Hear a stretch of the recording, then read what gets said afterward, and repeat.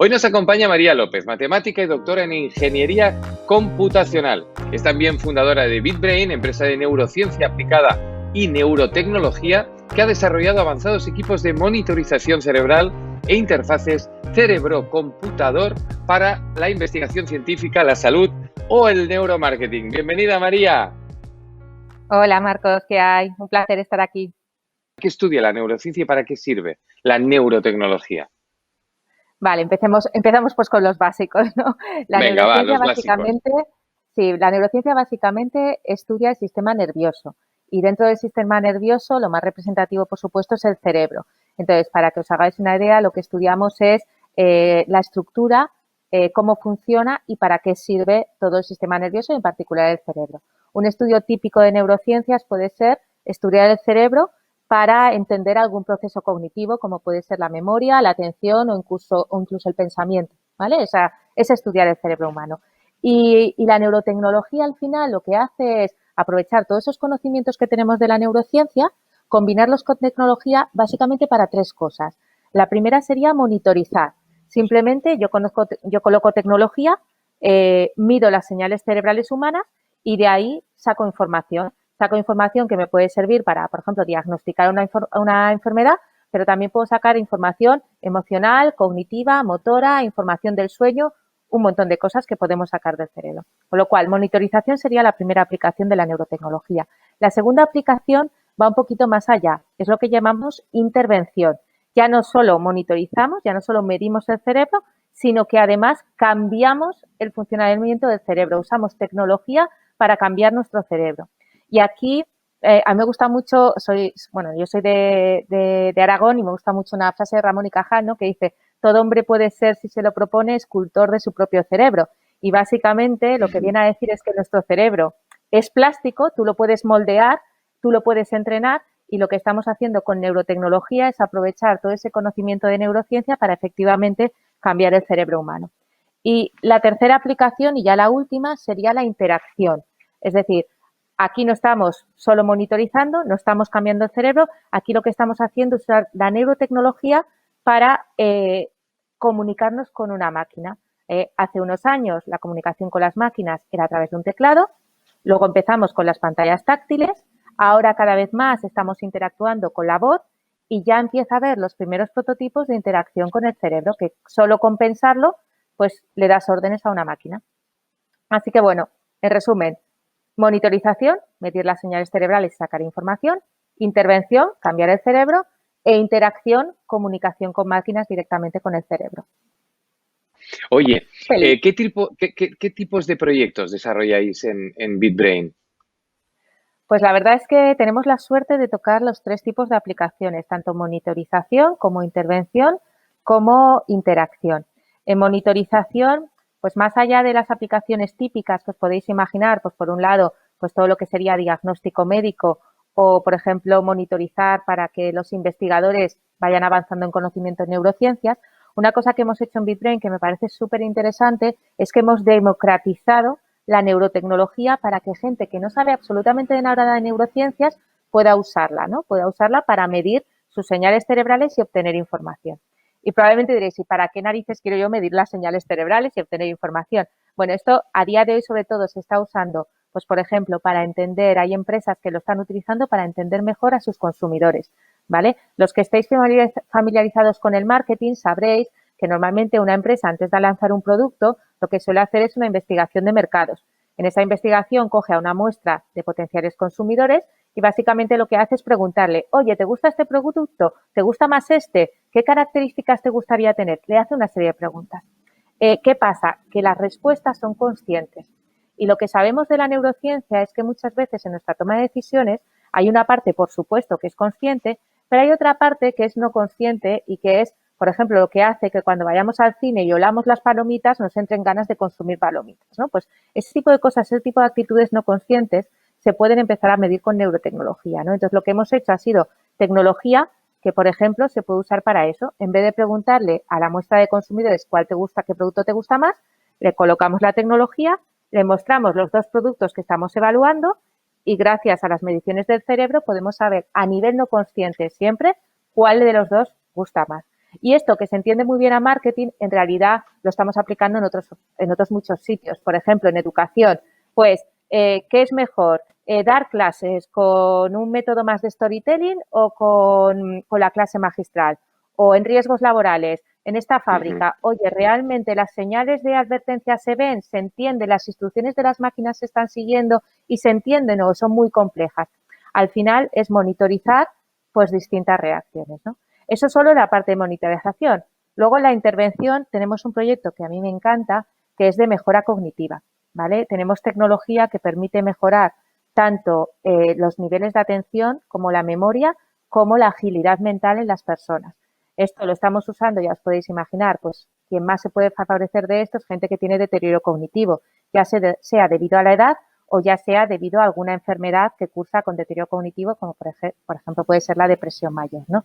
Pero lo interesante es que más allá de esas aplicaciones, que a lo mejor las ves más claras, estamos usándolas fuera de ese entorno. Para que os hagáis una idea, estamos utilizando esta tecnología de mejora cognitiva con jugadores profesionales de videojuegos, ¿vale? Si pensáis en deportistas profesionales, cómo entrenan, pues entrenan mucho la parte física. Si ahora cambiáis el chip y decís, vale, estos jugadores profesionales de videojuegos que ya se empiezan a equiparar a deportistas profesionales, ¿cómo tienen que entrenar? Los suyos que entrenen el cerebro, ¿no? Pues la neurotecnología les está dando salida ahí, ¿no? Esto en cuanto a intervención, mejora cognitiva. Luego en BitBrain tenemos otros proyectos de, por ejemplo, rehabilitación motora para gente con ictus o mejora del sueño, pero es verdad que esos están más en la parte de I+D. Y por último, en la parte de interacción y de comunicación con las máquinas, nosotros somos una spin-off que nacimos de la Universidad de Zaragoza. De hecho, toda la investigación, todo el core de BitBrain venía de la parte de interacción. Hicimos algunos prototipos muy chulos de máquinas controladas con el cerebro, pues prototipos pioneros en el mundo como una silla de ruedas controlada con la mente, un robot teleoperado con el pensamiento y tal. Pero quizás en BitBrain el proyecto más impresionante que hemos tenido de interacción fue que hicimos el primer prototipo del mundo de un coche conectado al cerebro, ¿no? Entonces, bueno, pues son cosas, es verdad que en interacción son cosas que están más lejos del mercado. Las otras dos líneas, tanto proyectos de monitorización como de intervención, están ya en mercado. Interacción está más lejos, pero la verdad es que, como puedes ver, no nos aburrimos para nada. Oye, antes has contado una cosa que yo creo que es muy interesante, que muchas veces cuando tomamos decisiones son conscientes, pero hay una parte que no es, o sea, perdona, es razonada, y hay otra parte que yo diría que es más emocional, ¿no?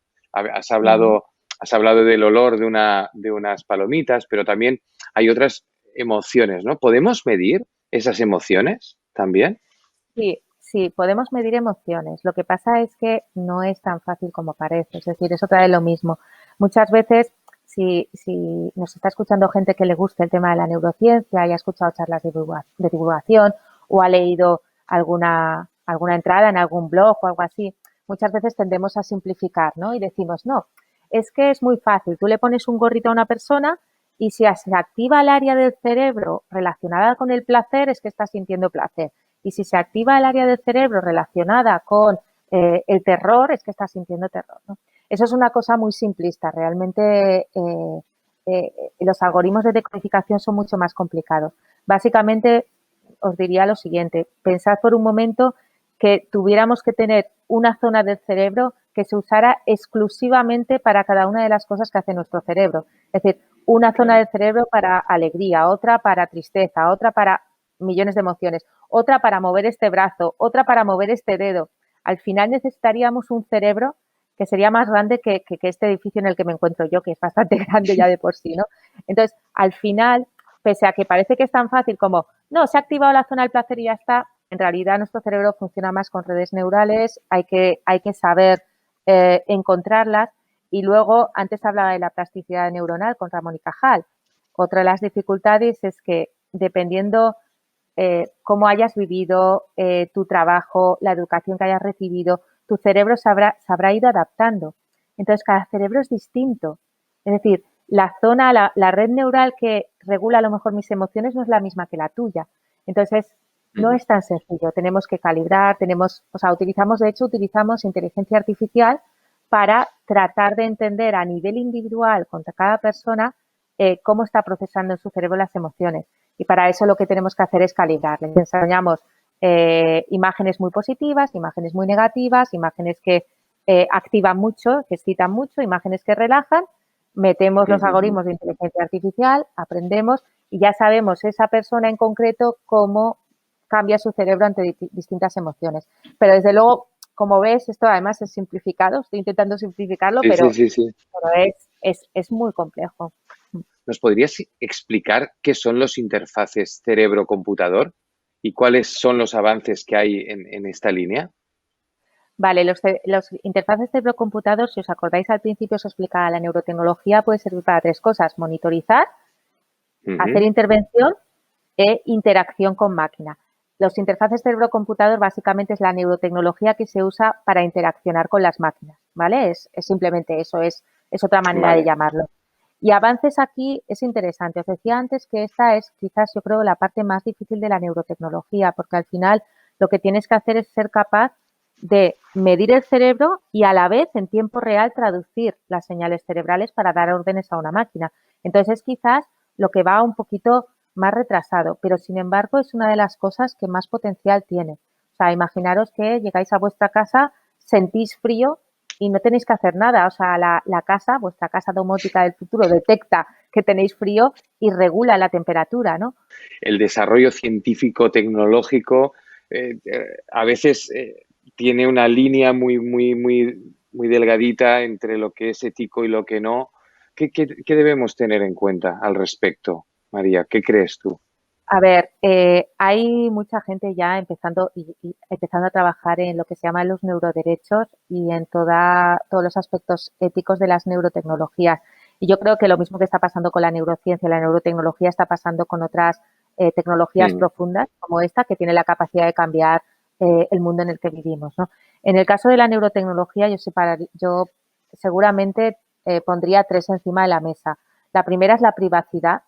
Al final, lo estamos viendo ya con el ámbito digital, ¿no? En realidad estamos regalando nuestros datos. Acá, en vez de pagar por los servicios, estamos pagando con nuestros datos, ¿no?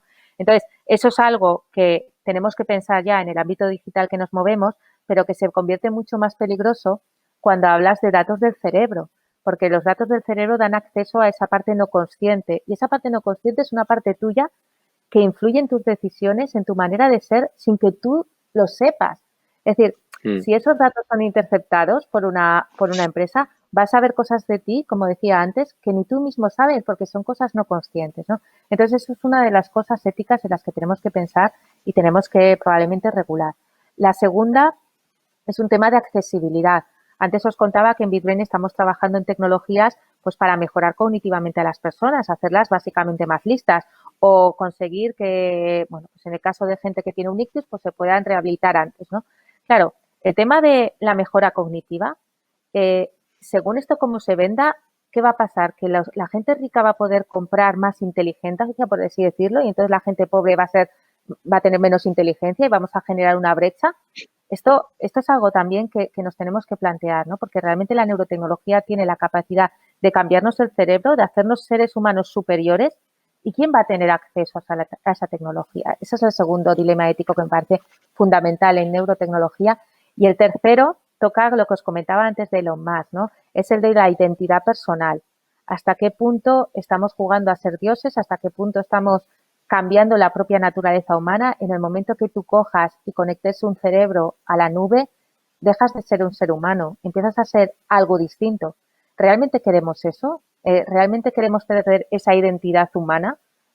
No lo sé, a lo mejor sí, a lo mejor no. Cada uno tendremos no nuestras sé, opiniones. María, no sé, María, no sé. María, por Dios, qué cosa acabas de dejar en el aire, en la nube la acabas de dejar. En la nube. Ya, estoy intranquilo, ¿eh? Esto que acabas de hacer es muy interesante. Te lo leo en el cerebro, te lo leo en el cerebro. Ya. Pues muchas gracias, María. Sigue investigando y haz que sucedan cosas tan maravillosas como las que hacéis. Muchas gracias. Muchas gracias a vosotros, ha sido un placer y bueno, ya veis, me emociono con este tema, me encanta mi trabajo y cuando queráis aquí estoy. Hasta luego.